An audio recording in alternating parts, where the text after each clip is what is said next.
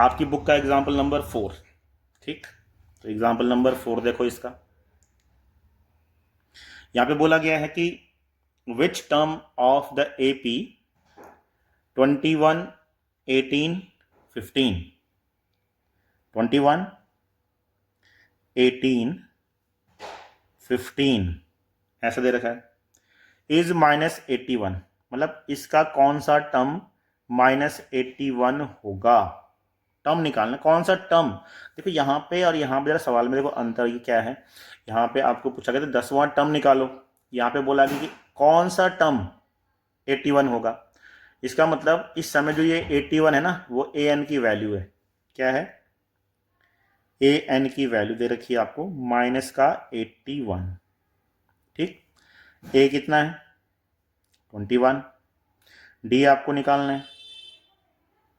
तो डी कैसे निकालते हैं, 18 में से 21 को घटाओ तो क्या हो जाएगा, 18 में से 21 में से 18 घटाओ तो आएगा -3, है ना, ध्यान रखना -3। और अब आपको क्या निकालना है, एन निकालना है। तो एन आपको चाहिए यहाँ पे, एन यहाँ पे आपको निकालना है, मतलब कौन सा टर्म होगा ये आपको निकालना है। जैसे कि ये A1 है, ये A2 है, ये A3 है, तो हम इसको AN मान रहे हैं ना, तो यहाँ पे N क्या होगा, मतलब कौन सा टर्म होगा, हम ये निकाल रहे हैं। ठीक, तो लगाते हैं यही फॉर्मूला।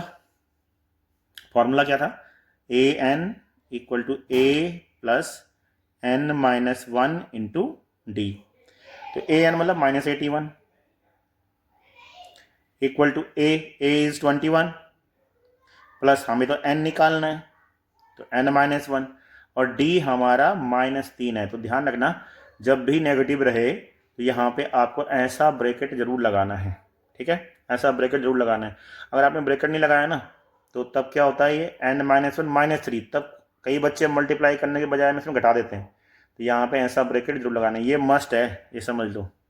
ठीक है, यहाँ पे थोड़ा सा उसमें डार्क भी कर देता हूँ ताकि आपको बार बार ध्यान आता रहे। यहाँ पे ऐसा ब्रैकेट जरूर लगाना है।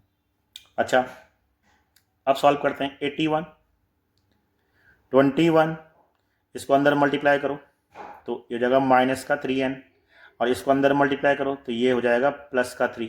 ठीक है ना, इस माइनस साइन से इसको करेंगे तो इसका साइन बदल के माइनस हो जाएगा, और इसको इससे करेंगे तो इसका साइन बदल के प्लस हो जाएगा। अब 21 में से पहले 3 को हम घटा लेंगे, तो घटाओ।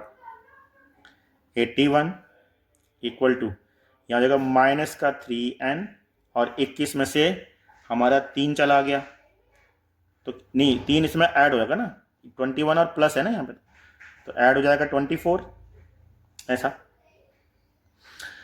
अब 24 को भी इधर ले आओ तो, और 3n यहाँ पे है तो -3n इक्वल टू -81 और -24।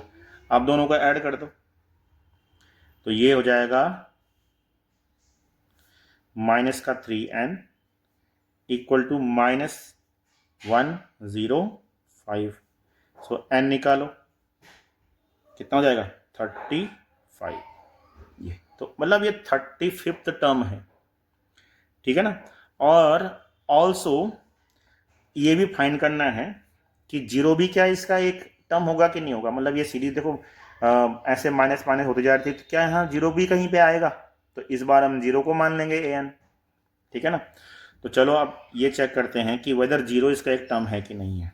तो हम इस बार an की जगह में रखेंगे 0 और बाकी चीज़ वैसे ही करेंगे।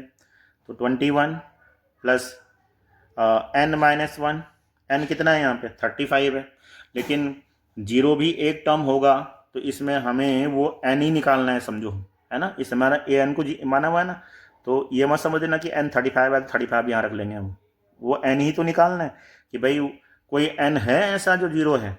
ठीक है, तो यहाँ पे फिर अगेन -3। अब हम इसको अगर सॉल्व कर लें तो ये क्या आता है, 0 इक्वल टू 21 -3n और +3, तो 21 और 3 24 हो गया ये, और 24 आएगा इधर तो जगह -3n इक्वल टू -24, और अगर हम n निकालेंगे तो n इक्वल टू 8 आया। इसका मतलब 8वां टर्म इसका 0 होगा, है ना, 8वां टर्म क्या हो जाएगा इसका 0।